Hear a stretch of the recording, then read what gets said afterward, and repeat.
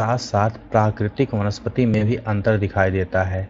वनस्पति में जिस प्रकार का अंतर हम उष्णकटिबंधीय प्रदेश से टुंड्रा की ओर देखते हैं, उसी प्रकार का अंतर पर्वतीय भागों में ऊंचाई के साथ साथ देखने को मिलता है।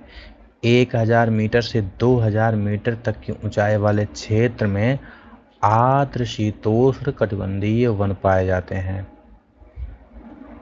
इसमें चौड़ी पत्ती वाले ओक और चेस्टनट जैसे वृक्षों की प्रधानता होती है। 1500 से 3000 मीटर की ऊंचाई के बीच शंकुधारी वृक्ष जैसे चीड़, पाइन, देवदार, सिल्वर फर, स्प्रूस, सीडर आदि पाए जाते हैं। ये वन प्रायः हिमालय की दक्षिण ढलानों, दक्षिण और उत्तर पूर्व भारत के अधिक ऊंचाई वाले भागों में पाए जाते हैं। अधिक ऊंचाई पर प्रायः शीतोष्ण कटिबंधीय घास के मैदान पाए जाते हैं। ये चीज़ भी आप लोग इसके साथ ध्यान में रखिएगा। जब ऊंचाई ज़्यादा बढ़ जाएगी तो वहाँ पे शीतोष्ण कटिबंधीय घास के मैदान पाए जाएंगे। प्रायः 3600 मीटर से अधिक ऊंचाई पर शीतोष्ण कटिबंधीय वनों तथा घास के मैदानों का स्थान अल्पाइन वनस्पति ले लेते हैं। सिल्वर फर, जूनिपर, पाइन व बर्च इन वनों के मुख्य वृक्ष हैं। जैसे जैसे हिमरेखा के निकट पहुंचते हैं, इन वृक्षों का आकार छोटे होते जाते हैं। अंततः झाड़ियों के रूप के बाद वे अल्पाइन घास के मैदानों में विलीन हो जाते हैं। इनका उपयोग गुज्जर तथा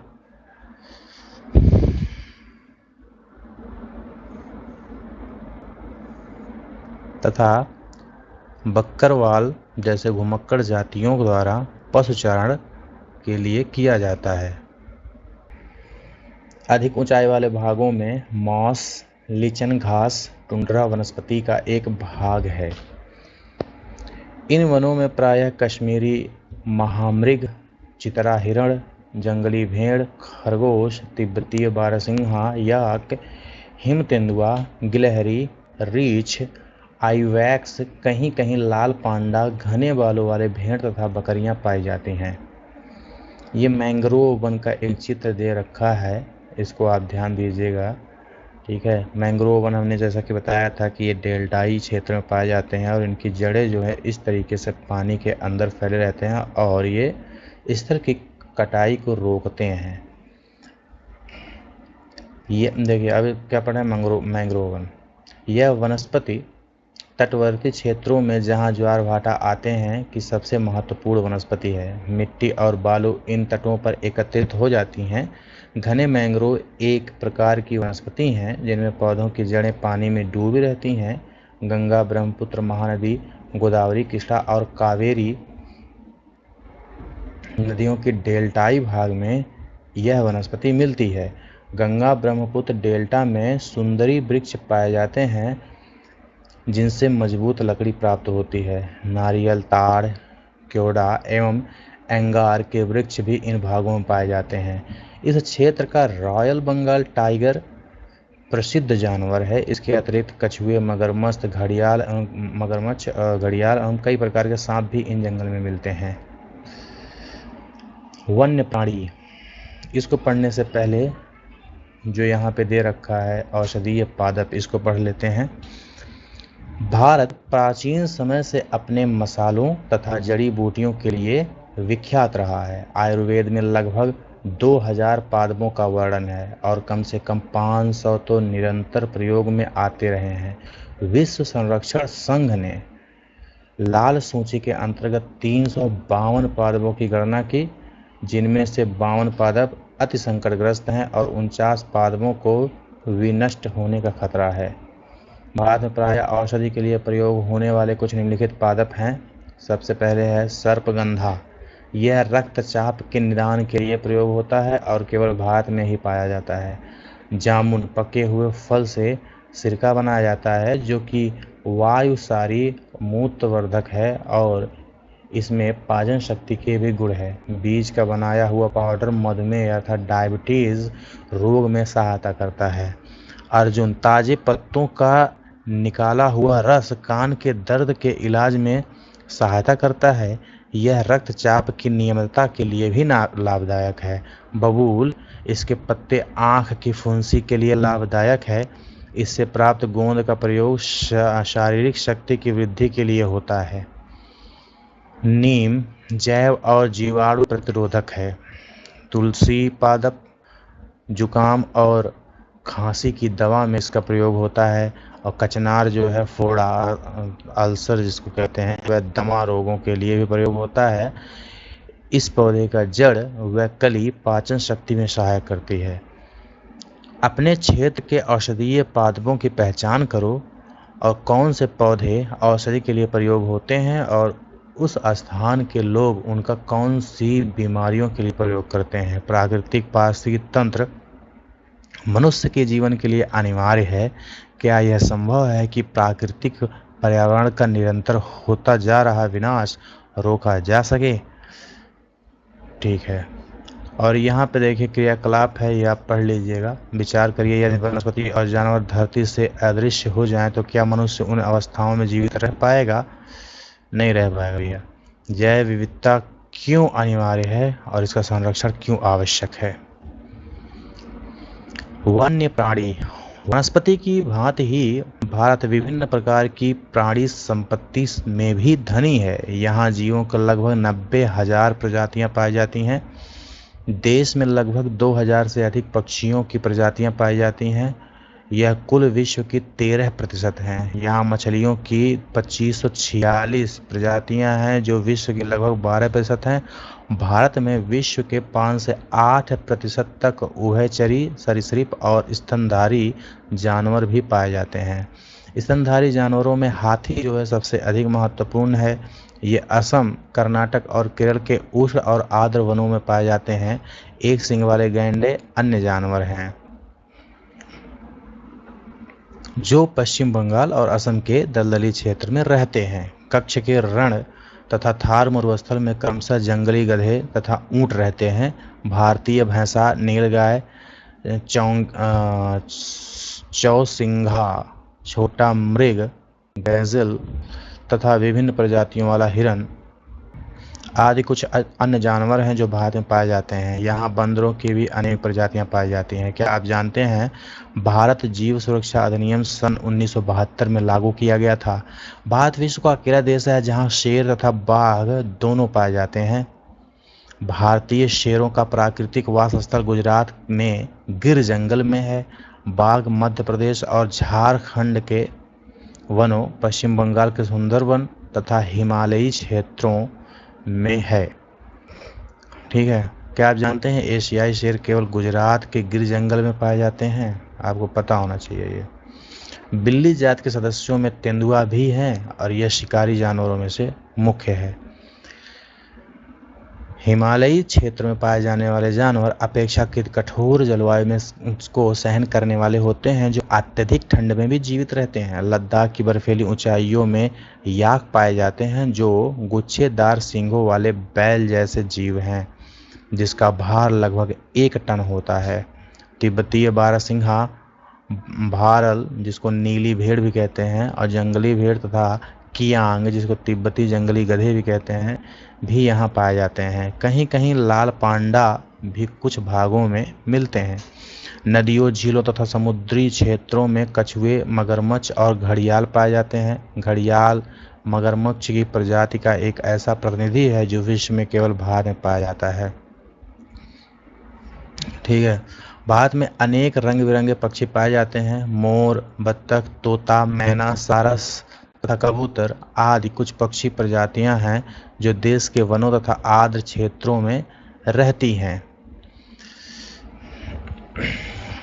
आगे बढ़ने से पहले हम लोग एक प्रवासी पक्षी पढ़ लेते हैं। भारत में कुछ दलदली भाग प्रवासी पक्षियों के लिए प्रसिद्ध हैं। शीत ऋतु में साइबेरियन सारस बहुत संख्या में यहाँ आते हैं। इन पक्षियों का एक मनपसंद स्थान कच्छ का रण है।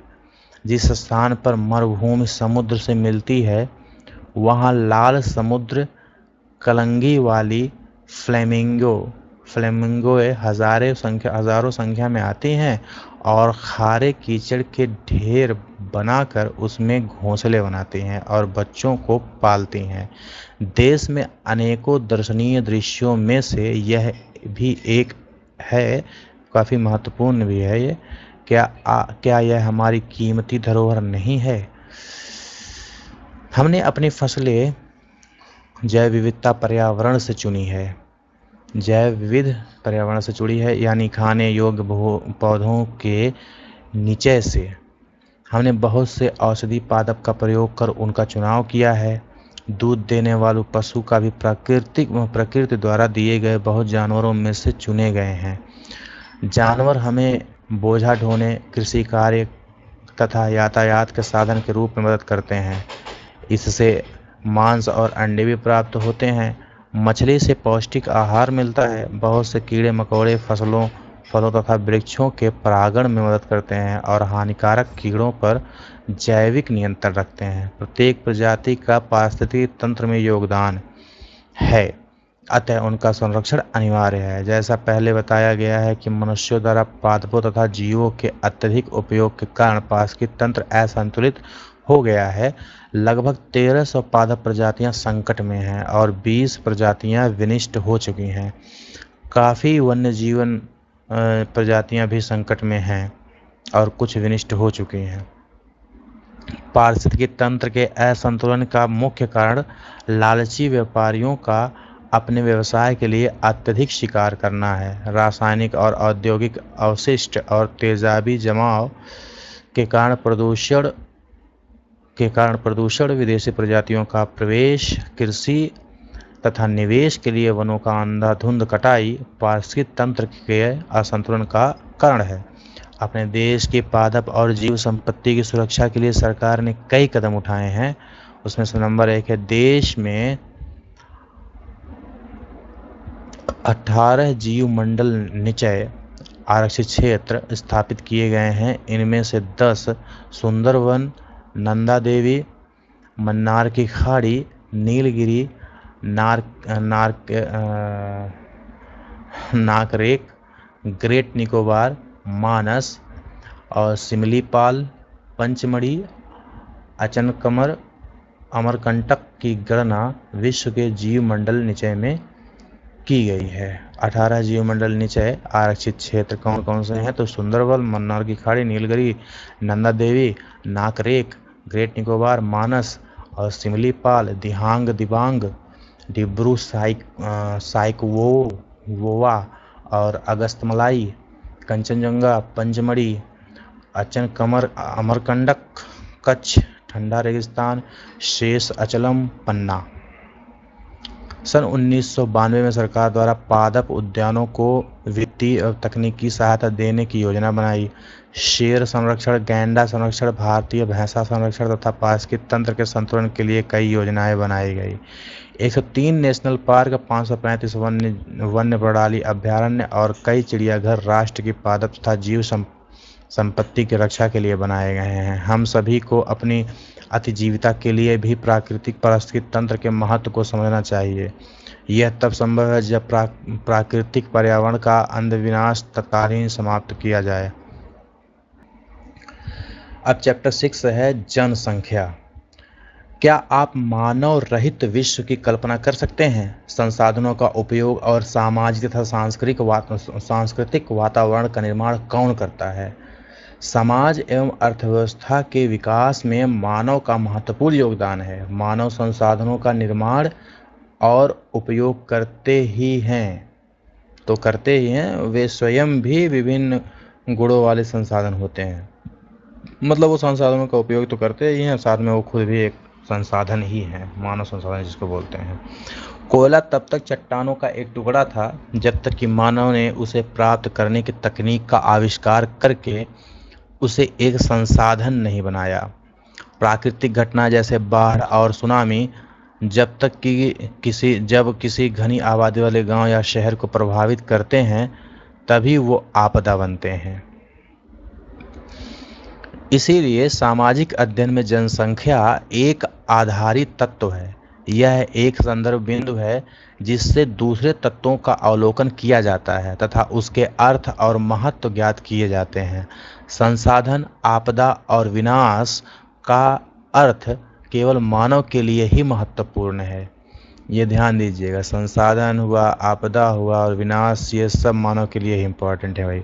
उसकी संख्या, वितरण, वृद्धि एवं विशेषताएं या गुण पर्यावरण के सभी स्वरूपों को समझने तथा उनकी विवेचना करने के लिए मूल पृष्ठभूमि प्रदान करते हैं। मानव पृथ्वी के संसाधनों का उत्पादन एवं उपभोग करता है, इसीलिए यह जानना आवश्यक है कि एक देश में कितने लोग निवास करते हैं, वे कहाँ और कैसे रहते हैं, उनकी जनसंख्याओं में वृद्धि क्यों हो रही है तथा उनकी कौन कौन सी विशेषताएं हैं। भारतीय जनगणना हमारे देश की जनसंख्या से संबंधित जानकारी हमें प्रदान करती है। सबसे पहले हम जनसंख्या से संबंधित 3 प्रमुख प्रश्नों पर विचार करेंगे। पहला प्रश्न है, जनसंख्या का आकार और वितरण कैसा है, मतलब लोगों की संख्या कितनी है तथा वे कहाँ निवास करते हैं। जनसंख्या की वृद्धि एवं जनसंख्या परिवर्तन की प्रक्रिया, समय के साथ जनसंख्या में वृद्धि और इसमें परिवर्तन कैसे हुआ। जनसंख्या के गुण या विशेषताएं, उनकी उम्र, लिंगानुपात, साक्षरता स्तर, व्यवसायिक संरचना तथा स्वास्थ्य की अवस्था क्या है। जनसंख्या का आकार एवं वितरण, भारत की जनसंख्या का आकार एवं संख्या के आधार का वितरण। मार्च 2011 तक भारत की जनसंख्या 12,106 लाख थी, जो कि विश्व की कुल जनसंख्या का 17.5% थे। यह 12.1 करोड़ लोग भारत के 32.8 लाख वर्ग किलोमीटर विश्व के स्थल भूमि के 2.4% पर विशाल क्षेत्र में असमान रूप से वितरित हुए। ठीक है, यहाँ पे इन्होंने गलत लिख रखा है, ये कहीं ना कहीं 125 करोड़ है, 121 करोड़ है। ये 121 करोड़, ये बिंदु वहाँ नहीं लगेगा, यहाँ हट जाएगा। 121 करोड़ लोग हैं ये। जनगणना, एक निश्चित समय अंतराल में जनसंख्या की आधिकारिक गणना जनगणना कहलाती है। भारत में सबसे पहले 1872 में जनगणना की गई थी। हालांकि 1881 में पहली बार एक संपूर्ण जनगणना की जा सकी। उसी समय से प्रत्येक 10 वर्ष पर जनगणना होती है। भारतीय जनगणना सांख्यिकी, सामाजिक और आर्थिक आंकड़ों का सबसे बृहद स्रोत है। क्या आपने कभी जनगणना रिपोर्ट देखी है? आप अपने पुस्तकालय में इसे देख सकते हैं। ठीक है, तो देखो हर 10 वर्ष पे होती है, तो 2011 में अगर हुआ था तो अगली बार कब होने वाला था? 2021 में, लेकिन हुआ नहीं क्योंकि उस समय कोविड-19 का दौर था। तो आपको पता है कि ये 2026 जनगणना हो रहा है। इस समय जनगणना हो रहा है वर्तमान में, जब हम की वीडियो बना रहे हैं, और इसका रिपोर्ट देखते हैं। मुझे अनुमान है कि पूरा कंप्लीट रिपोर्ट 2027 में ही आएगा। भारत की लगभग आधी आबादी केवल 5 राज्यों में निवास करती है। ये राज्य हैं उत्तर प्रदेश, महाराष्ट्र, बिहार, पश्चिम बंगाल, आंध्र प्रदेश। क्षेत्र की दृष्टि से राजस्थान सबसे बड़ा राज्य है, जिसकी आबादी भारत की कुल जनसंख्या का केवल 5.5% है। मतलब सबसे बड़ा राज्य तो है क्षेत्रफल की दृष्टि से, लेकिन जनसंख्या उतनी नहीं रहती है। भारत में जनसंख्या के असमान वितरण का क्या कारण है? ठीक है,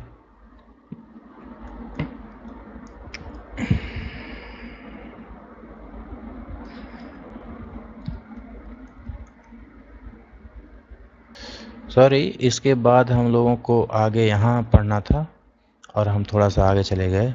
2011 की जनगणना के अनुसार देश की सबसे अधिक जनसंख्या वाला राज्य उत्तर प्रदेश है, जहाँ की कुल आबादी 1990 लाख है। उत्तर प्रदेश में देश की कुल जनसंख्या का 16% हिस्सा निवास करता है। दूसरी ओर हिमालय क्षेत्र के राज्य सिक्किम की आबादी केवल 6 लाख ही है। लक्षद्वीप में केवल 64,429 लोग ही रहते हैं। ठीक है, मतलब 64,429 लोग ही रहते हैं। अब उसके बाद है भारत के लगभग आधी आबादी केवल 5 राज्यों में निवास करते हैं, और ये राज्य हैं उत्तर प्रदेश, महाराष्ट्र, बिहार, पश्चिम बंगाल, आंध्र प्रदेश। क्षेत्रफल की दृष्टि से राजस्थान सबसे बड़ा राज्य है, जिसकी आबादी भारत की कुल जनसंख्या का 5.5% ही रहती है। ठीक है, और भारत में जनसंख्या का असमान वितरण का क्या कारण है?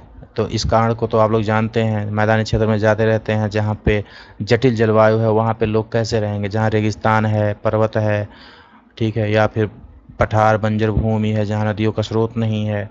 अत्यधिक तापमान और बहुत कम तापमान में भी लोगों की संख्या कम देखने को मिलेगी। अत्यधिक ऊंचाई और बहुत अधिक निचाई पे भी कम संख्या रहेगी। बहुत अधिक जहाँ वर्षा अत्यधिक हो रही है वहाँ पे भी संख्या कम है। ठीक है, और जहाँ पे बिल्कुल सूखा हो गई वहाँ पे भी संख्या कम है। तो थोड़ा सा जहाँ भैया जलवायु है ना हमारे अनुकूल होता है ना, वहाँ पे मनुष्य रहना पसंद करता है। ठीक है, मनुष्य जो है बहुत सिलेक्टिव माइंडसेट का होता है। हालांकि हर जीव ऐसा ही है, प्रकृति ने ऐसे ही इवॉल्व किया है। तो जो जिस क्षेत्र में जैसा सर्वाइव कर जाता है वहाँ पे वो रह जाता है। आप सोचो कि जो टुंड्रा प्रदेश है, ठीक है, जो टुंड्रा प्रदेश है वहाँ पे कुछ जीव सर्वाइव नहीं कर पाए, कुछ ने कर लिया। ठीक है, मतलब जो जहाँ पे अत्यधिक ठंड है, बर्फ़ पड़ते हैं, माइनस में टेम्परेचर होता है, -40, -30, -20, -60 तक के टेम्परेचर होते हैं, वहाँ पे सभी जीव कहाँ रहते हैं? वहाँ पे लेकिन कुछ जीव देखने को मिल जाते हैं। शील है, वॉलरस है, पोलर बियर है, फिर पोलर जो लोमड़ी है, ये सब वहाँ पे देखने को मिलते हैं। तो वो प्रकृति के हिसाब से, जलवायु के हिसाब से अपने आप को अनुकूलित किए हैं। मतलब प्रकृति ने उनको ये गुण दिया है कि वो कहीं ना कहीं उसके साथ वो सामंजस्य बना करके रह सकते हैं। जैसे मैं अगर एक जीव का एग्जाम्पल बताऊं, जो पोलर बियर होता है, जो पोलर बियर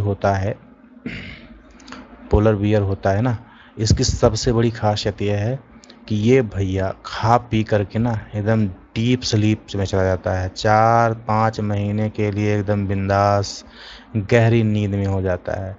ठीक है, गहरी नींद में रहता है, और इसके ऊपर बड़े बड़े बाल भी पाए जाते हैं, और वो जो इसका स्किन होता है वो बहुत मोटी फैट से बना होता है, मतलब वसा से बनी होती है, जो कि ठंड से बचने में उसको मदद करता है। ठीक है, तो ये एक लंबे समय में प्रकृति के साथ अनुकूलन करने के कारण ही हुआ है। घनत्व के आधार पर भारत में जनसंख्या घनत्व असमान वितरण का बेहतर चित्र प्रस्तुत करता है।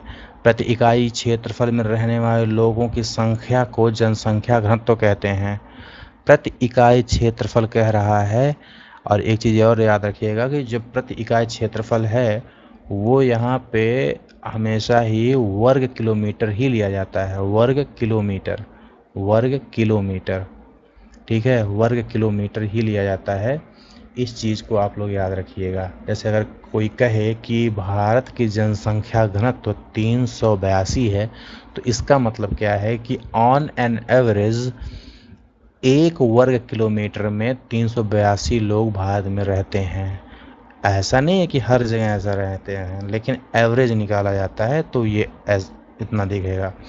ठीक है, तो उसमें कुछ शहरों में बहुत ज़्यादा देखने को मिलेंगे।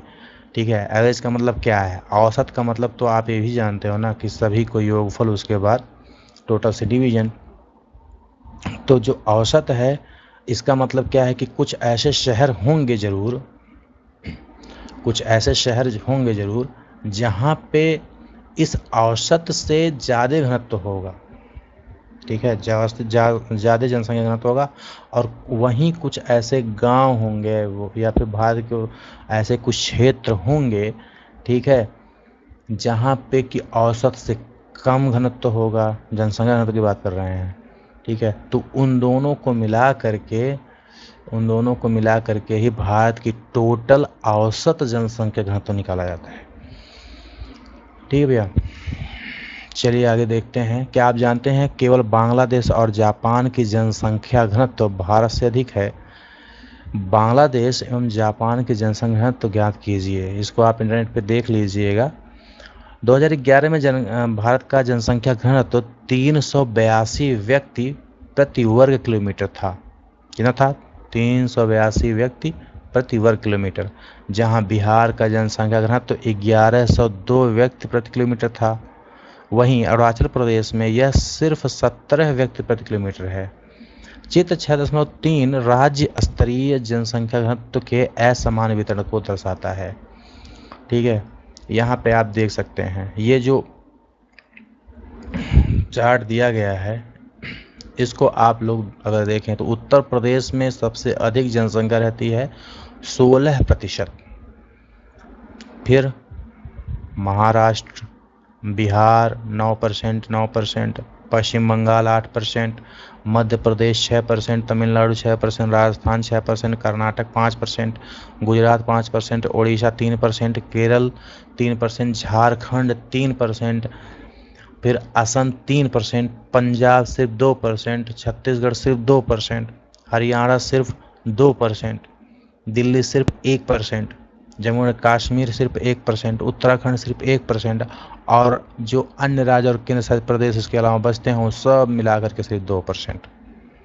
ठीक है, तो इस प्रकार से जनसंख्या का वितरण पूर्ण रूप से असमान है। ठीक है, उत्तर प्रदेश में जनसंख्या घनत्व तो अत्यधिक होने के पीछे सबसे बड़ा वजह तो ये भी है कि यहाँ पे मैदानी क्षेत्र सबसे अधिक पाए जाते हैं, सबसे अधिक, और यही वजह है कि यहाँ पे जनसंख्या घनत्व भी बढ़ा है। ठीक है, भारत की जनगणना 2011 जनसंख्या घनत्व देख लीजिए। तो ये एक मतलब भारत का मानचित्र के द्वारा भी आप देख सकते हैं। इस कलर के हिसाब से आप जानेंगे कि कहाँ पे जनसंख्या घनत्व ज़्यादा है। जैसे प्रति व्यक्ति वर्ग किलोमीटर में 1000 से अधिक जो भी जनसंख्या है वहाँ पर रेड किया गया है। तो दिल्ली है, बिहार है, पश्चिम बंगाल है। जब बिहार का जनसंख्या घनत्व ज़्यादा है लेकिन जनसंख्या कम है, वजह यह है क्योंकि बिहार का क्षेत्रफल कम है। ठीक है, और पश्चिम बंगाल का भी उत्तर प्रदेश से क्षेत्रफल देखा जाए तो कम है, यही वजह है। और 250 से कम जहाँ हैं वो भी देख लीजिए। उसमें राजस्थान, मध्य प्रदेश, छत्तीसगढ़ है, कश्मीर है, हिमाचल प्रदेश, उत्तराखंड है। ठीक है, ये जितने भी हिमालयी प्रदेश है ना, पहले तो उसको एक साथ एक लाइन से आप लोग जोड़ लीजिए कि वहाँ पे जनसंख्या घनत्व तो कम रहेगा ही रहेगा। तो जैसे जम्मू कश्मीर हुआ, लद्दाख हुआ, हिमाचल प्रदेश हुआ, उत्तराखंड हुआ, सिक्किम है, अरुणाचल प्रदेश है, नागालैंड, मणिपुर, मिजोरम है, मेघालय है। हिमालयी प्रदेश में अगर कहें कुछ प्रभाव असम में रहता है, फिर भी वहाँ पे मैदानी भाग ज़्यादा होने की वजह से वहाँ पे जनसंख्या घनत्व मॉडरेट है, ठीक ठाक है। इसके अलावा पर्वतीय राज्यों के अलावा सिर्फ आप और ध्यान रखना है, यहाँ पे जनसंख्या घनत्व कम है। एक है मध्य प्रदेश, छत्तीसगढ़ और राजस्थान। ठीक है, बाकी हर जगह ठीक ठाक है। 200 से 250 का जो जनसंख्या घनत्व है वो अधिकतर जगह देखने को आपको मिलेगा।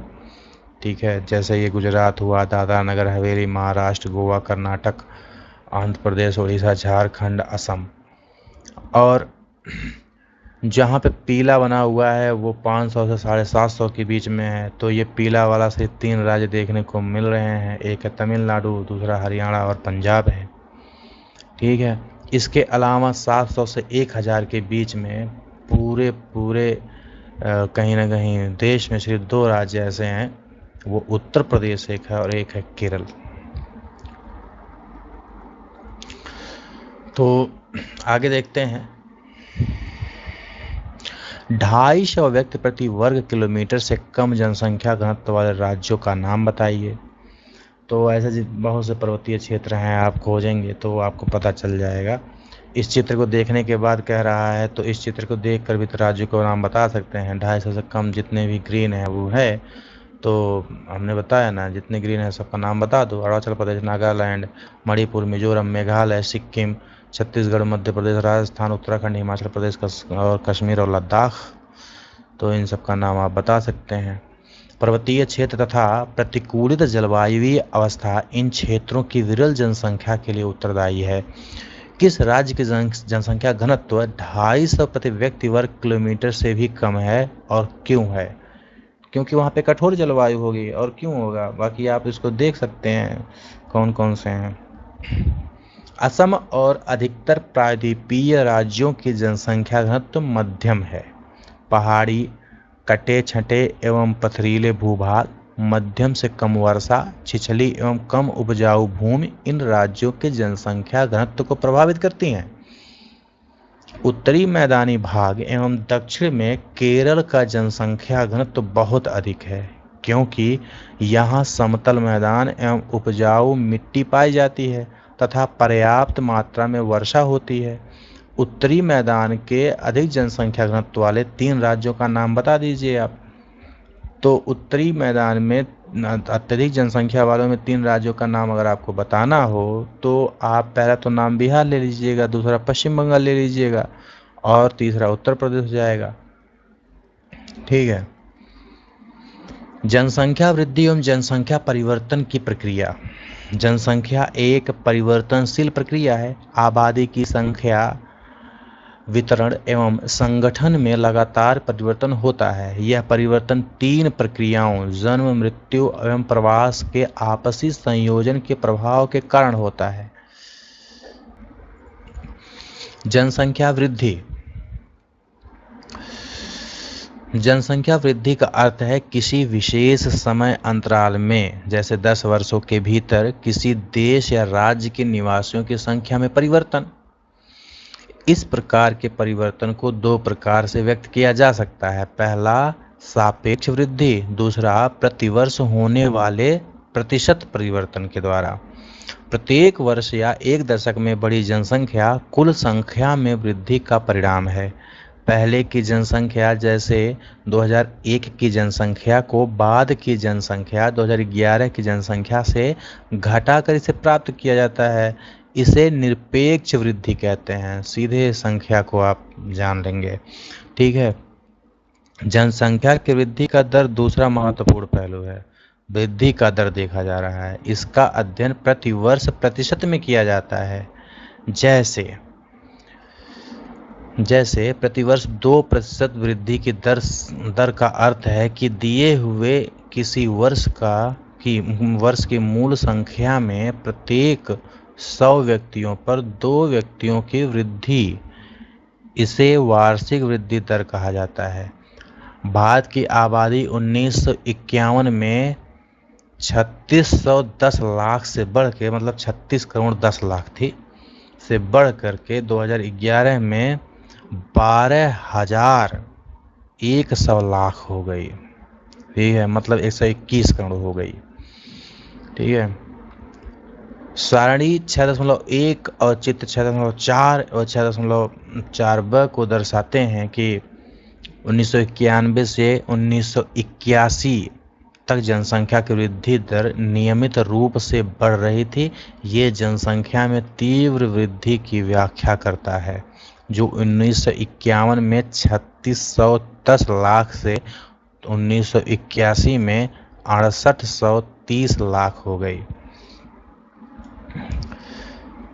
ज्ञात कीजिए, सारणी 6.1 से पता चलता है कि वृद्धि दर में कमी के बावजूद प्रत्येक दशक लोगों की संख्या में नियमित रूप से वृद्धि हो रही है। ऐसा क्यों? किंतु 1981 में वृद्धि दर धीरे धीरे कम होने लगी। इस दौरान जन्म दर में तेजी से कमी आई। फिर भी केवल 1990 में कुल जनसंख्या में 1820 लाख की वृद्धि हुई थी। इतनी बड़ी वार्षिक वृद्धि इससे पहले कभी नहीं हुई। इस पर ध्यान देना आवश्यक है कि भारत की आबादी बहुत अधिक है। यह विशाल जनसंख्या में कम वार्षिक दर लगाया जाता है, तब इसे सापेक्ष वृद्धि बहुत अधिक होती है। जब 10 करोड़ जनसंख्या में न्यूनतम दर से वृद्धि होती है, तब भी जुड़ने वाले लोगों की कुल संख्या बहुत अधिक होती है। मतलब अत्यधिक जनसंख्या होने की वजह से वृद्धि दर कितना भी कम हो वो तो दिखेगा ही। मतलब आप सोचो ना कि अगर 121 करोड़ की जनसंख्या अगर सिर्फ 1% का वृद्धि हो तो आप सोच को देखो कि कितना हो रहा है। ठीक है, जैसे एक कहते हैं ना, इतने लोग अगर सिर्फ एक एक रुपए दे तो 121 करोड़ हो जाएगा। तो ये एक भारी संख्या का भारा योगदान है भैया, भारी योगदान है। भारत की वर्तमान जनसंख्या में वार्षिक वृद्धि संसाधनों और पर्यावरण के संरक्षण को निष्क्रिय करने के लिए पर्याप्त है। निष्क्रिय करने के लिए मतलब उसको निष्प्रभावी कर देता है भैया, मतलब बहुत परेशान। वृद्धि दर में कमी जन्म दर में नियंत्रण के लिए किए जा रहे प्रयासों की सफलता को प्रदर्शित करता है। ठीक है, इसके बावजूद जनसंख्या की वृद्धि जारी है तथा 2045 तक भारत चीन को पीछे छोड़ते हुए विश्व के सबसे अधिक आबादी वाले देश बन सकता है। ये 2045 तक कह रहे हैं, मेरा अनुमान तो इधर ही है, क्योंकि भारत बहुत ही तेज़ी से अपना काम करता है भाई। ठीक है, जिम्मेदारी से। यहाँ पे जो सन वो डिस्कस कर रहे थे, हम लोग भी इसको एक बार देख लेते हैं। भारत की जनसंख्या वृद्धि दर 1951 से 2011 के दौरान, तो वृद्धि दर की अगर बात करोगे तो 1951 में जब हमारा मतलब 21.64% की वृद्धि दर थी 1951 से 61 के बीच में, वो 61 से 71 के बीच में 24.8 हो गई, बड़ी वृद्धि दर तेज़ी से। ठीक है, उसके बाद 91 से 81 तक 24.6% हो गई, अब बहुत तेज़ी से ग्रोथ कर रही है। फिर 81-91 में 23.86-87, फिर 91 से 2001 में 21.54 और 2001 से 2011 में 17.4, मतलब अब नीचे आ रही है। लेकिन ये वृद्धि भी कम नहीं होती है। ठीक है, 10 सालों में इतने प्रतिशत की वृद्धि हो रही है भैया। इसको दूसरे भी तरीके से दिखाया गया है। देखो यहाँ पे भारत की कुल जनसंख्या 1901 से 2011 के बीच में जनसंख्या 10 लाख में कितना था। 1901 में 238 लाख लोग थे, 238 लाख लोग। ठीक है, मतलब अगर हम इसको कहें तो सहज भाषा में तो मतलब 2.38 करोड़। ठीक है, फिर ये हो गया इधर पे 23.8 लाख, और यहाँ पे 1951 में ये हो गया 36.10 लाख के आसपास। और उसके बाद 2011 में हम लोग कितना हो गए, आप सोचो, 121 करोड़। तो वृद्धि दर, ये कर्व बहुत तेज़ी से, आप देखो ये कर्व बहुत तेज़ी से ऐसे ऊपर गया है, एकदम निरंतर ग्रोथ किए हैं हम लोग। बस हमारी जो जनसंख्या स्थिरता थी वो ज़्यादातर स्थिर थी 1901 से लेकर 31 तक, और वृद्धि दर भी बहुत ज़्यादा नहीं थी 51 तक, जब तक हम लोगों को आज़ादी नहीं मिली। और आज़ादी मिलते ही हम लोग काम पे लग गए। ठीक है, तेज़ी से काम पे लग गए। अच्छा, इसका मतलब देखो क्यों ये जनसंख्या बढ़ा। जनसंख्या बढ़ने का पीछे कई फैक्टर हैं। ठीक है, जनसंख्या वृद्धि हुई क्यों, ये कभी सोचे हैं आप लोग? इसको सोचिए, थोड़ा सा विचार करिए कि ऐसा हुआ क्यों। देखिए, भारत की ना पहले से ही जो जन्म दर था ना, वो ज़्यादा थी पहले से ही। ठीक है, आप कभी अपने जो बुजुर्ग लोग हैं घर के, या फिर अगर आपके घर में कम बुजुर्ग लोग हैं जो 80 साल 85 साल के हों, जो बेचारे अब उनका जीवन के आखिरी दौर में है, ठीक है, उनसे आप बात करिएगा, वो बताएंगे कि पहले की एक पॉलिसी हुआ करती थी कि लोग ज़्यादा बच्चे पैदा करते थे। इसके पीछे सिंपल सा वजह था। बच्चे ज़्यादा पैदा करने की वजह क्या थी, इस चीज़ को भी समझ लीजिएगा। पहली मानसिकता तो ये थी कि संख्या बल, ठीक है, संख्या बल ज़्यादा हो, जिसकी वजह से आसपास के लोग दबा ना पाएँ। फिर ज़्यादा लोग रहेंगे तो ज़्यादा कमाएंगे, ज़्यादा मेहनत करेंगे, खेतों में काम करने के लिए रहेंगे। एक तो ये थी। ठीक है, उसी के साथ ये भी था कि अगर किसी के घर में 8 लोग या 10 लोग का जन्म हुआ, उसमें से बचते कितने थे? 3 लोग, 4 लोग, ठीक है। और कई बार तो 1-2 बचते थे लास्ट में, बहुत ही क्रिटिकल स्थिति थी। तो जनसंख्या, जन्म दर जो था वो बहुत ही उच्च था, लेकिन आखिरी में जाते जाते वो लोग संख्या, कोई मतलब 3 साल की उम्र में मर गया, कोई 2 साल की उम्र में मर गया, कोई 5 साल की उम्र में मर गया, 10 साल की उम्र में मर गया, ठीक है। मृत्यु होती जाती थी और आखिरी दौर में मतलब 40-50 साल तक जाते जाते पता चल रहा है कि भाई घर में संख्या वही 1-2 की बची हुई है। मतलब 2 लोगों ने मिल करके जन्म दिया कितने लोगों को? मान लो कि 8 लोगों को। और ये 8 लोग फिर वही 25-30 साल तक जाते जाते बचे कितने? 1 से 2 लोग। तो ऐसे में जनसंख्या जो है वो स्थिर हो जाती है। जनसंख्या क्या होती है? वो स्थिर हो जाती है, ठीक है। ध्यान रखिएगा इस चीज़ को, जनसंख्या क्या हो जाती है? स्थिर हो जाती है, ठीक है। तो ये एक मानसिकता थी, जन्म दर बहुत अधिक था, लेकिन उसके बावजूद ऐसा होता था। और ऐसा होता क्यों था? क्यों लोग मरते थे? क्योंकि पहले जिसको कहते हैं खाद्य पदार्थों की सिक्योरिटी नहीं थी। मतलब ये है कि अगर कभी अकाल हुआ तो पता चल रहा है कि एक ही बार में 10-10 लाख लोग, 50-50 लाख लोग खत्म हो जाते थे। कई कई गांव साफ हो जाते थे, पूरा परिवार खत्म हो जाता था एक अकाल में, ठीक है। एक अकाल में खत्म हो जाते थे।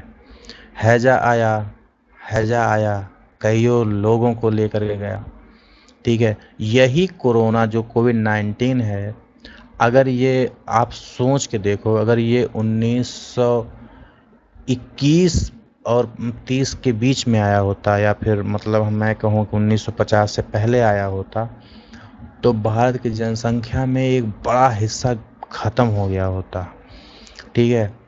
एक बहुत बड़ा हिस्सा ख़त्म हो गया होता, जबकि इसका मृत्यु दर बहुत कम था, लेकिन उसके बावजूद, ठीक है। वजह ये है कि उस समय इम्यूनिटी पावर कमज़ोर थी, खाद्यान्न सही नहीं थे, खाद्य सिक्योरिटी नहीं थी, और स्वास्थ्य सुविधाएं नहीं थी, ठीक है। अवेयरनेस नहीं था, शिक्षा नहीं था, ठीक है। और गरीबी चरम स्तर पे थी, ठीक। गरीबी ऐसा नहीं है अभी नहीं है, लेकिन पहले भयानक रूप में थी।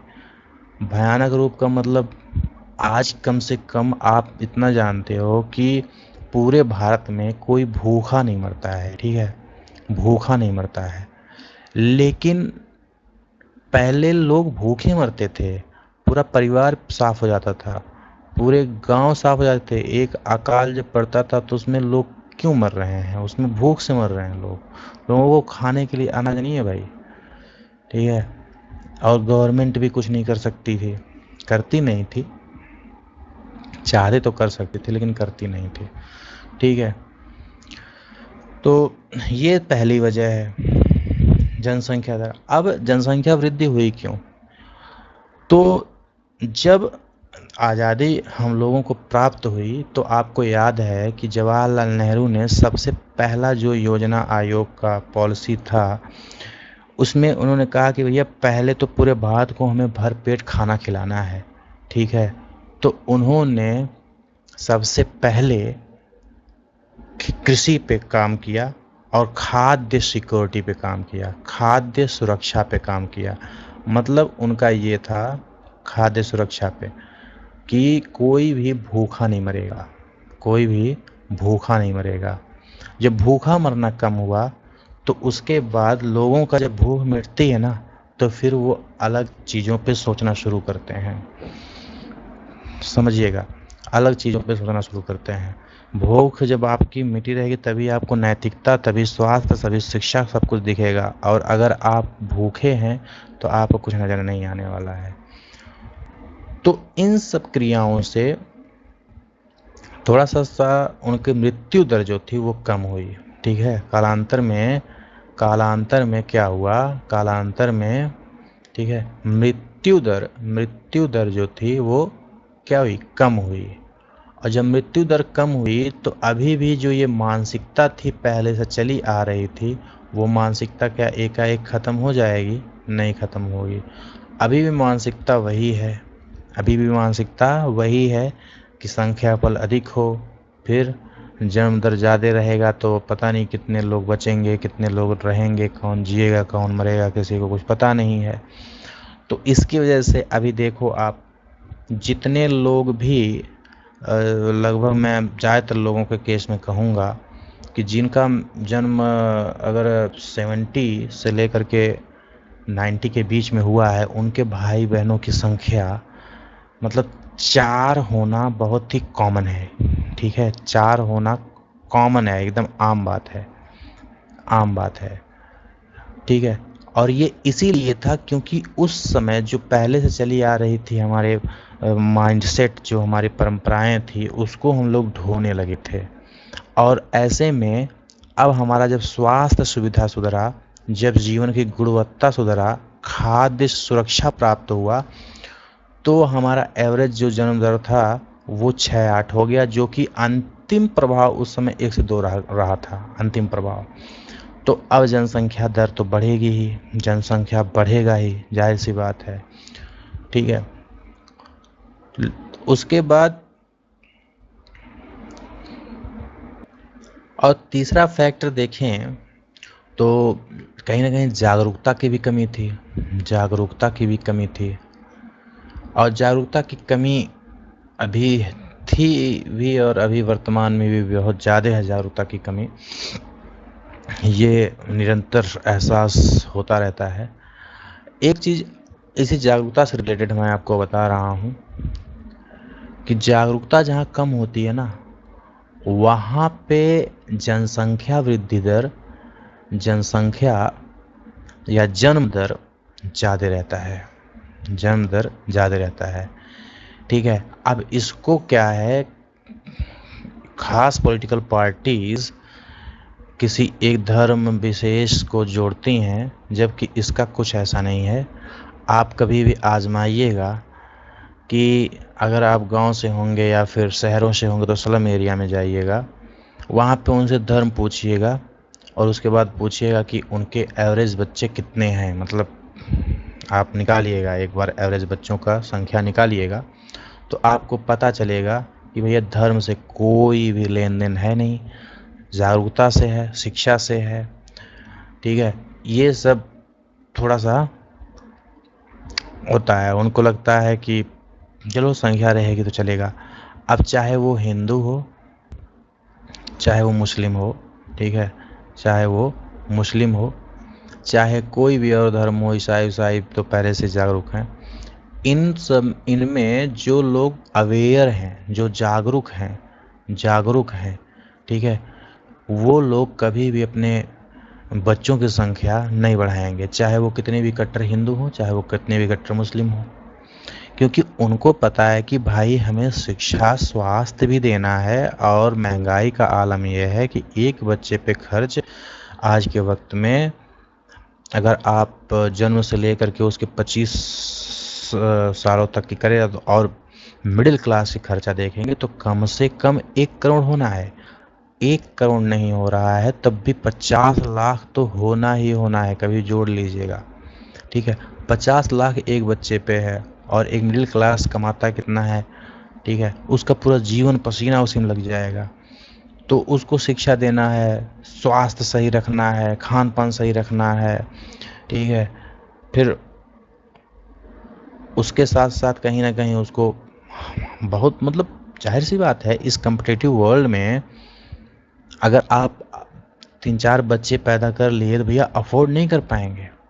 ठीक है, जो अफोर्ड कर सकते हैं वो भी नहीं करते, उनको मतलब ये लगता है कि क्या है, मतलब है कि 4 लोगों को, जैसे चाहे तो अंबानी तो कर ही सकते हैं, लेकिन फिर भी उनकी संख्या मुझे लगता है उतना ज़्यादा नहीं बढ़ाया, वो तो चाहते तो 15-20 की संख्या कर सकते थे, लेकिन नहीं की, अच्छी बात है।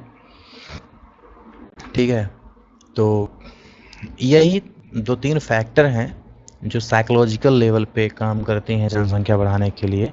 और आने वाले वक्त में अब ये जनसंख्या वृद्धि स्थिर होगा, उसके बाद कहीं ना कहीं फिर ये कम होगा। लेकिन जब तक जनसंख्या का एक बड़ा भाग जागरूकता को प्राप्त नहीं करेगा, जागरूकता को प्राप्त नहीं करेगा, ठीक है, तब तक ये प्रॉब्लम झेलनी पड़ेगी। जागरूकता ना होने की वजह से हमारा लोकतंत्र भी भीड़ तंत्र बन गया है भैया, भीड़ तंत्र बन गया है, भीड़ तंत्र बन गया है। लोग रैशनल थिंकिंग नहीं करते हैं, लोग लॉजिकल नहीं सोचते हैं। लोग लॉजिकल कहाँ सोचते हैं बताइए। ठीक है, अंजना ओम कश्यप जी मेलोडी के बारे में बात कर रही हैं, झालमुरी के बात कर रही हैं। ठीक है, बेरोजगारी, जो पेपर लीक हो रहा है दुनिया भर का, उन सब पे उनका मुंह नहीं खुल रहा है। और आम जनता को जो टीवी पे बैठे हुए हैं, आप लोग ज़रूर देखे होंगे, आपके परिवार में ही कोई रिश्तेदार या परिवार के कोई सदस्य ही होंगे जो बिल्कुल ही ब्लाइंड फेथ है, ब्लाइंड फेथ, ठीक है,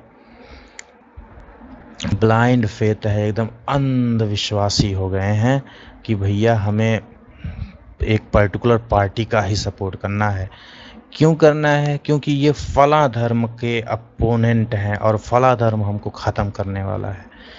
अब थोड़ा सा उनको इतिहास पढ़ना चाहिए, इतिहास पढ़ें तो शायद को समझ में आए, कुछ मैथमेटिक्स के बारे में पढ़ें तो समझ में आए, कुछ इकोनॉमी के बारे में पढ़ें तो समझ में आए, कुछ समाजशास्त्र के बारे में पढ़ें तो बेहतर समझ में आए कि जो भी चीज़, जो भी नरेटिव बनाए जा रहे हैं वो कभी भी धरातल से मेल करता ही नहीं है।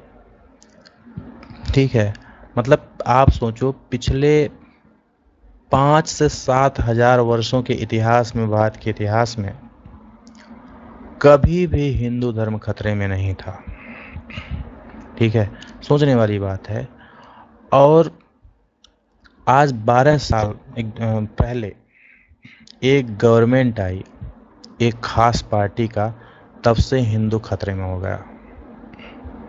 ठीक है, और इन हिंदू के तथाकथित जो कट्टर हिंदू अपने आप को कहते हैं, ठीक है, उनको इस बात की खुशी रहती है कि आज फलाने मुस्लिम का घर तोड़ दिया गया।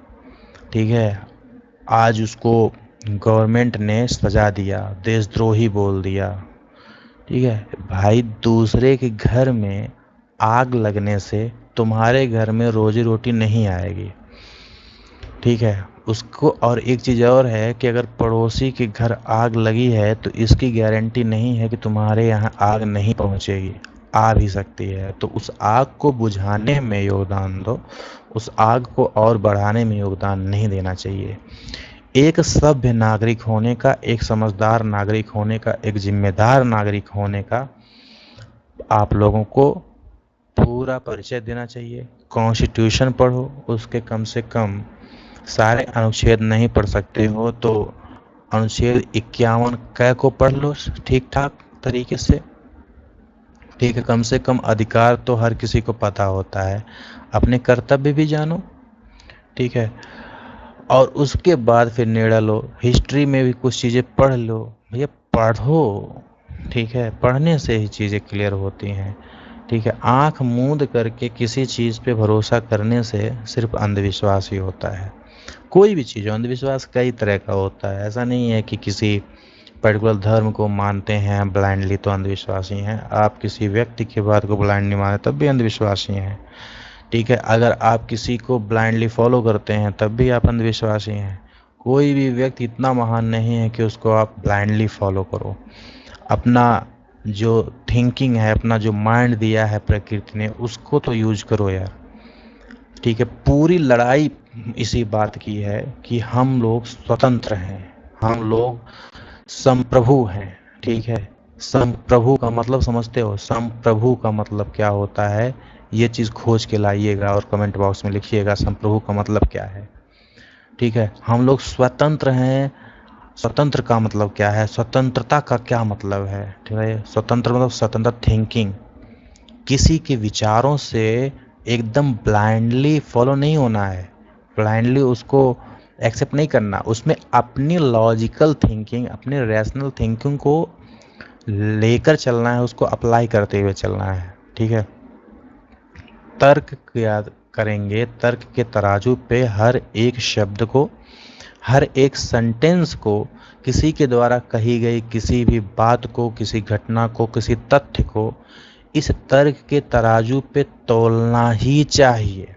ठीक है, चाहे आपको कितना भी लगे कि ये व्यक्ति कभी भी अपने लाइफ में गलत नहीं कहता है, बहुत ही अच्छा तार्किक बात करता है, उसके बावजूद भी अपने तर्क के तराजू पे उसको तौलो। ठीक है, तब आपको उसका कुछ मर्म मिलेगा। ठीक है, अभी एक सेंटेंस आप सोच के देखो, मैं आपको एक सेंटेंस बताता हूँ जो कि भारत की एक बहुत बड़ी जनसंख्या इससे प्रभावित है, और ये बड़ी दुख की बात होती है कि एक व्यक्ति ने कहा, और बीजेपी गवर्नमेंट ने इसको अपने कहीं ना कहीं चुनावी कैंपेन का एक मुद्दा भी बनाया था, कि जो मुस्लिम लोग हैं, ठीक है, जो मुस्लिम लोग हैं वो जनसंख्या बढ़ा रहे हैं, अपनी जनसंख्या बढ़ा रहे हैं, जिसकी वजह से क्या हो रहा है कि हिंदुओं का हक जो है वो ख़त्म हो रहा है, और आने वाले वक्त में भारत में मुस्लिमों की जनसंख्या ज़्यादा होगी और हिंदुओं की संख्या कम हो जाएगी और हम लोग अल्पसंख्यक बन जाएंगे। ये बहुत ही ज़बरदस्त डराया गया है। ठीक है, आप लोग जितने भी लोग देख रहे हो, अगर इसको कभी भी कहीं भी सुना हो आपने, तो आपने कभी कुछ क्वेश्चन किया अपने आप से? ठीक है, कि आप सिर्फ आज़ादी को ले लो, या फिर उसके पहले भी ले सकते हो, लेकिन उतना पहले का डाटा अच्छा है नहीं। ठीक है, डेटा हमें क्लियर और एकदम बढ़िया मिलता है आज़ादी 1951 में। आप सर्च करिए कि मुस्लिमों की कितनी आबादी थी, ठीक है, और 1951 में हिंदुओं की आबादी कितनी थी। अब यही चीज़ आप देख लो कि 2026 में हिंदू कितने हैं और मुस्लिम कितने हैं। ठीक है, मुस्लिम कितने हैं, पहली बात।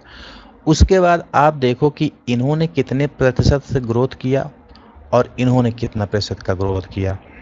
ठीक है, हिंदू मुस्लिम दोनों का आपको क्लियर हो जाएगा, पहली बात जो एक नरेटिव है।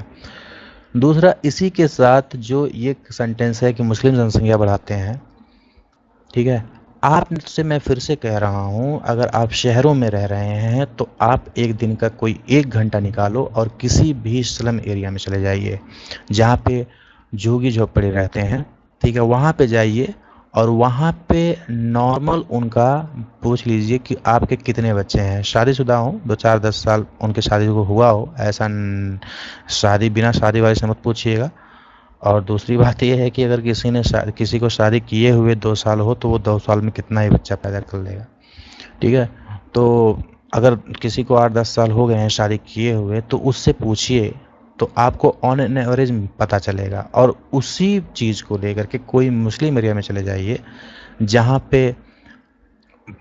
पे लोग पढ़े लिखे जागरूक लोग हैं, वहाँ पे पूछिए कि आपके कितने बच्चे हैं। ठीक है, तो आपको पता चलेगा कि पूरा का पूरा नरेटिव फेक है। बस ये 2 फैक्ट चेक करने हैं आपको।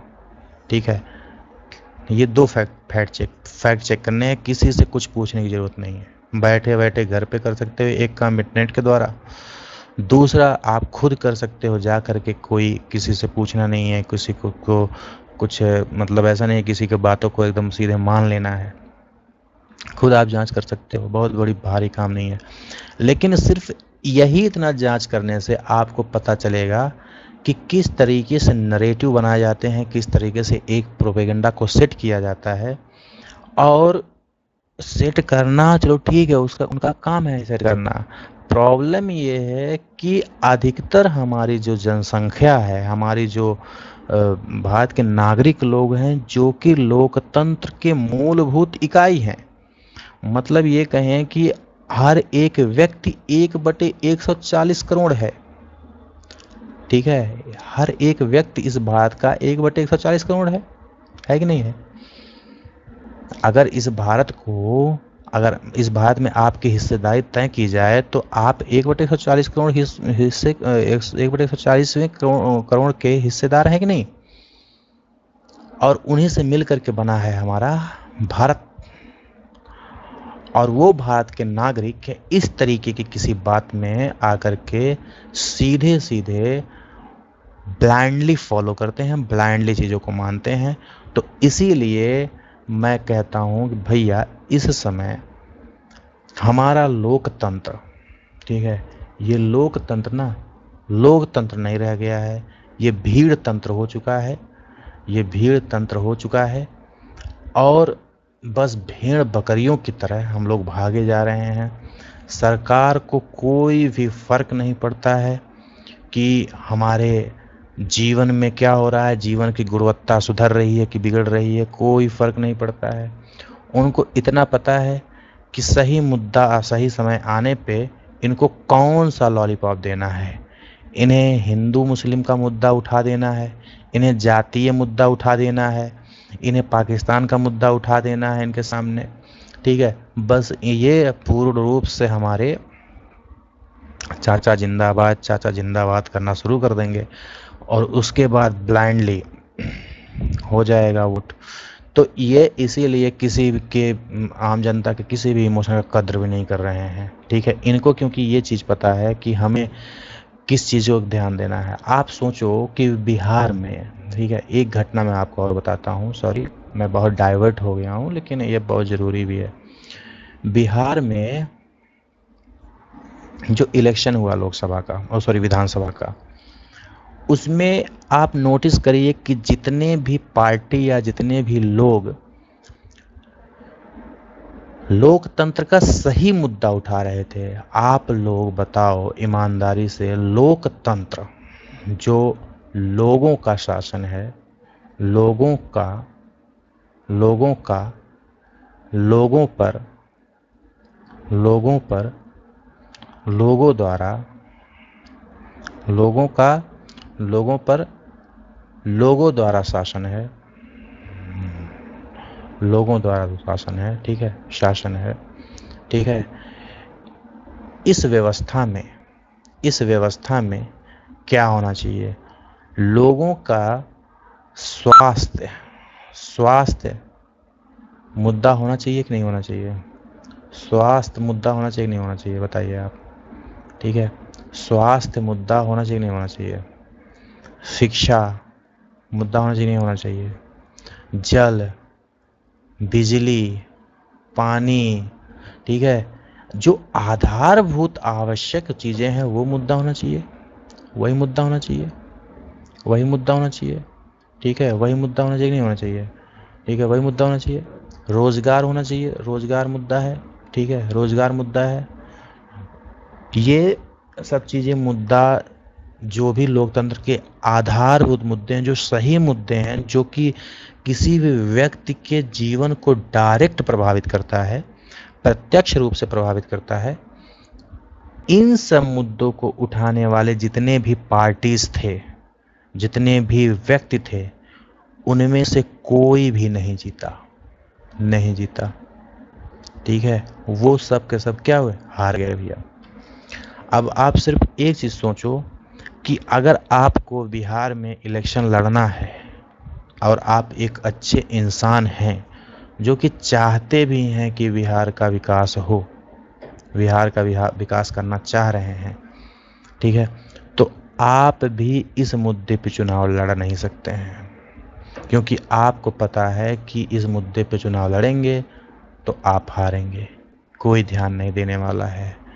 उनको चाहिए कुछ लॉलीपॉप डायरेक्ट, थोड़े से कुछ टॉफ़ी मिल जाए, ठीक है। जैसे गांव में इलेक्शंस जब होते हैं ना पंचायत का, तो जो लोग गांव से जुड़े होंगे उनको पता होगा, गांव के इलेक्शंस में एक फेमस चीज़ चलती है, दारू और मुर्गा चलता है। मैं क्या लिख रहा हूँ भाई, ठीक है, दारू और मुर्गा, ठीक है, दारू और मुर्गा वहाँ का फेमस है। चुनाव आया कि दारू मुर्गा चाहिए।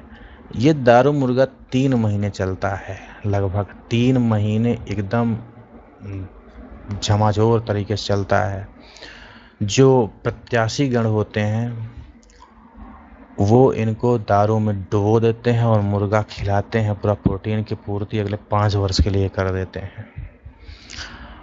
और उसके बाद जब ये लोग भैया 15 लाख 20 लाख 25 लाख रुपए खर्च करके गांव का प्रधान बनते हैं, ठीक है, फिर इन्हें ही जो मुर्गा खिलाए थे ना, जिनको खिलाए थे उन्हीं को फिर मुर्गा बनाते हैं, ठीक है। अब हम ये नहीं कहेंगे कि इन प्रधान की गलती है, ठीक है। मेरा थोड़ा सा हिसाब किताब अलग है। आप लोग कमेंट बॉक्स में गालियां लिख सकते हैं, आपकी आज़ादी है, आर्टिकल 19 देता है अभिव्यक्ति की स्वतंत्रता, ठीक है। लेकिन कंज्यूमर्स की गलती है, प्रोवाइडर्स की तो होती है लेकिन कंज्यूमर्स की भी गलती है। कुछ जगह कंज्यूमर की गलती होती है, इसको मानिए, कुछ जगह प्रोवाइडर की भी गलती होती है, लेकिन कुछ जगह कंज्यूमर की ही गलती होती है। अगर ये जनता जागरूक हो तो ना ही ऐसा वो डिमांड करेंगे, ना ही ये ऐसा देंगे। डिमांड करते हैं डायरेक्ट, और उसी ग्राम सभा में ऐसा नहीं है कि सभी लोग इस तरीके के करते हैं, कुछ लोग नहीं भी करते हैं, ठीक है। फिर उनको वो कुछ लाभ मिलता है, लेकिन जो इस तरीके की हरकत करते हैं उनको फिर अगले 5 साल कुछ नहीं सिर्फ मुर्गा बनाया जाता है, और फिर 5 साल बाद 3 महीना पहले इनको याद किया जाता है, लो भैया दारू और मुर्गा। तो इनका प्रोटीन की पूर्ति उसी समय होती है। चलिए आगे चलते हैं। जनसंख्या वृद्धि परिवर्तन की प्रक्रिया। जनसंख्या में होने वाले परिवर्तन की 3 मुख्य प्रक्रियाएं हैं: जन्म दर, मृत्यु दर और प्रवास। जन्म दर या मृत्यु दर के बीच के अंतर जनसंख्या की प्राकृतिक वृद्धि है। एक वर्ष में प्रति 1000 व्यक्तियों में जितने जीवित बच्चों का जन्म होता है उसे जन्म दर कहते हैं। यह वृद्धि का एक प्रमुख घटक है क्योंकि भारत में हमेशा जन्म दर मृत्यु दर से अधिक ही रहा है। एक वर्ष में प्रति 1000 व्यक्तियों में मरने वालों की संख्या को मृत्यु दर कहते हैं, ठीक है। एक वर्ष में प्रति 1000 व्यक्तियों मरने वाली संख्या को मृत्यु दर कहते हैं। और मृत्यु दर में तेजी से गिरावट भारत की जनसंख्या वृद्धि दर का मुख्य कारण है। इस चीज़ को हाईलाइट करिएगा, अभी मैंने आपको बताया है, ठीक है। मृत्यु दर कम हो गई एकाएक तो जनसंख्या वृद्धि दर रह गई, क्योंकि पहले से चली आ रही फिर नियम उसको लोग ढोते रह गए, आगे बढ़ाते चले गए। 1980 तक उच्च जन्म दर एवं मृत्यु दर में लगातार गिरावट के कारण जन्म दर और मृत्यु दर में काफ़ी बड़ा अंतर आ गया। इसके कारण जनसंख्या वृद्धि दर अधिक हो गई। 1981 से धीरे धीरे जन्म दर में गिरावट आनी शुरू हुई, जिसके परिणाम स्वरूप जनसंख्या वृद्धि दर में भी गिरावट आई। इस प्रकार के चलन का क्या कारण है? तो जब जनसंख्या वृद्धि दर में कमी आई, ठीक है, तो ये क्यों हुई? अब 1921 में जन्म दर में भी गिरावट आई, लोगों ने जन्म दर को ही कम करना शुरू किया। मतलब अब ये सही नियम पे सही तरीके से थोड़ा जागरूक हुए कि भैया ये तो नहीं, पहले की तरह नहीं हो रहा है, अब तो मतलब दिक्कतें हो जाएंगी। 6 से 8 के 10 के 12 की संख्या पैदा कर रहे हैं और वो सभी लोग बच जाएंगे तो कैसे हम देखभाल करेंगे? तो फिर धीरे धीरे लोगों के अंदर अवेयरनेस हुआ, जागरूकता आई, फिर उन्होंने जन्म दर को कम किया। जन्म दर वृद्धि का तीसरा घटक है प्रवास। लोगों का एक क्षेत्र से दूसरे क्षेत्र में चले जाने को प्रवास कहते हैं। प्रवास आंतरिक देश के भीतर और अंतर्राष्ट्रीय देशों के बीच हो सकता है। आंतरिक प्रवास जनसंख्या के आकार में कोई परिवर्तन नहीं लाता है, ठीक है, लेकिन यह एक देश के भीतर जनसंख्या के वितरण को प्रभावित करता है। मतलब भारत की जनसंख्या तो उतनी ही रहेगी, ठीक है। भारत में कोई मान लीजिए कि अरुणाचल प्रदेश में रह रहा है, ठीक है, और वो कल को मुंबई चला जाता है, ठीक है, या महाराष्ट्र चला जाता है, तो भारत की जनसंख्या तो कोई प्रभाव नहीं पड़ेगा, लेकिन जो जनसंख्या का वितरण था वो प्रभावित हुआ। अब यहाँ पे कहीं अरुणाचल प्रदेश की जनसंख्या घनत्व वो कम होगी और मुंबई की जनसंख्या तो बढ़ेगी। ठीक है, तो ये जो वितरण है जनसंख्या का वो प्रभावित होता है। जनसंख्या वितरण और उसे घटों में परिवर्तन करने में प्रवास की महत्वपूर्ण भूमिका होती है। क्रियाकलाप में देख लीजिएगा, भारत के अधिकतर प्रवास ग्रामीण से शहरी क्षेत्रों की ओर होता है, क्योंकि ग्रामीण क्षेत्रों में अपकर्षण पुश कारक बनती है। ये ग्रामीण क्षेत्रों में गरीबी एवं बेरोजगारी की प्रतिकूल अवस्थाएं हैं तथा नगर का अभिकर्षण पुल प्रभाव है। ठीक है, मतलब गांव एक पुश प्रभाव करता है, मतलब उसको भेजने के एक कारक बनता है, और उसमें से सबसे बड़ा कारक है बेरोजगारी, गरीबी। उनको लगता है, और ये सत्य भी है कि उनको लगता है कि भैया हम शहर में जाएंगे तो कुछ 4 पैसे कमा के आएंगे, तो ऐसा होता भी है। और शहर नगरों का अभिकर्षक है, पुल प्रभाव उसको खींचने का प्रभाव होता है, रोजगार में वृद्धि एवं अच्छे जीवन स्तर को दर्शाता है। ठीक है, वहाँ पे स्वास्थ्य सुविधाएं, शिक्षा की सुविधाएं और रोजगार के बेहतर ऑप्शंस उपलब्ध होते हैं। तो जिस तरीके के आप काम करना चाहें उस तरीके के सभी कार्य आप शहर में कर सकते हैं, लेकिन गांव में आप सारे कार्य को नहीं कर सकते हैं। प्रवास जनसंख्या परिवर्तन का एक महत्वपूर्ण घटक है। ये केवल जनसंख्या के आकार को ही प्रभावित नहीं करता, बल्कि उम्र और लिंग के दृष्टिकोण से नगरीय और ग्रामीण जनसंख्या की संरचना को भी परिवर्तित करता है।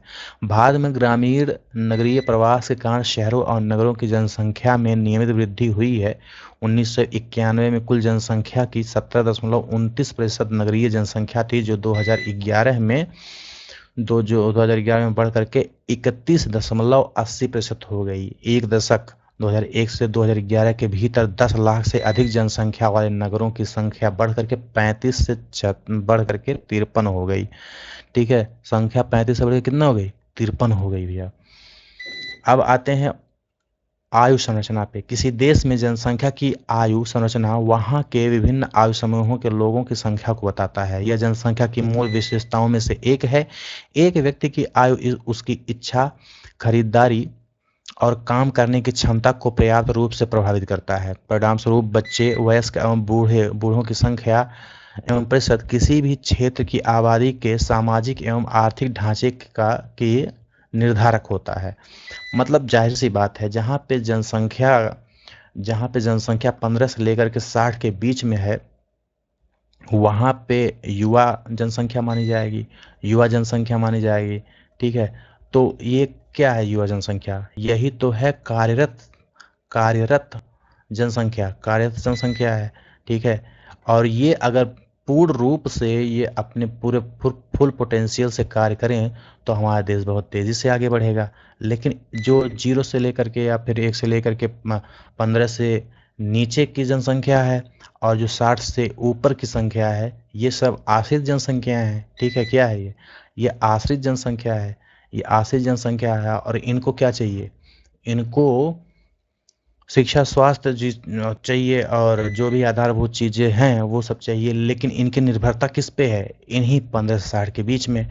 अगर इनकी जनसंख्या बढ़ेगी तो फिर आश्रितता बढ़ जाएगी, और फिर उस समय प्रॉब्लम भी देखने को मिलेगा। किसी राष्ट्र की आबादी को सामान्यतः 3 वर्गों में बांटा जाता है। बच्चे सामान्यतः 15 वर्ष से कम, ये आर्थिक रूप से उत्पादनशील नहीं होते तथा इनको भोजन, वस्त्र और स्वास्थ्य संबंधी सुविधाएं उपलब्ध कराने की आवश्यकता होती है। वयस्क 15 से 59 वर्ष तक ये आर्थिक रूप से उत्पादनशील एवं जैविक रूप से प्रजननशील होते हैं। ये जनसंख्या का कार्यशील वर्ग होते हैं। वृद्ध जो 59 वर्ष से अधिक हैं, ये आर्थिक रूप से उत्पादनशील या अवकाश प्राप्त हो सकते हैं। उत्पादनशील वही लोग होते हैं जैसे वकील हुए, कुछ डॉक्टर हुए, जो अपना पर्सनल क्लिनिक वगैरह चलाते हैं, तो वही उत्पादनशील हैं। नहीं तो और कुछ किसान हैं जो करते हैं कुछ सालों तक उत्पादनशीलता के कार्य, ज़्यादातर स्तर पर फिर वो अवकाश की ज़िंदगी ही जीते हैं। ये स्वैच्छिक रूप से कार्य कर सकते हैं, लेकिन भर्ती प्रक्रिया द्वारा इनकी नियुक्ति नहीं होती है। मतलब कोई भी कंपनी, कोई भी गवर्नमेंट इनको फिर नियुक्ति नहीं करता है।